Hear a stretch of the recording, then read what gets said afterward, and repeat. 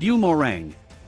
The Boomerang K-16 is a new 8x8 APC developed by Military Industrial Company (VPK) to replace the aging BTR family of armored vehicles in service with the Russian armed forces.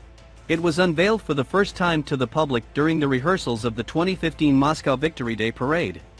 Manned by a crew of 3, including a commander, a gunner and a driver, the APC can carry 7 infantrymen. The Boomerang K-16 integrates bolt-on ceramic armor, which offers all-around protection against 14.5mm armour-piercing (AP) rounds and artillery fragments from 152mm rounds. The vehicle is installed with a remotely operated turret mounting a sensor array and a 12.7mm machine gun. Powered by a 510 horsepower UTD-32TR 4-stroke turbocharged diesel engine, the APC can attain a top speed of 100 km/h and a maximum range of 800 km.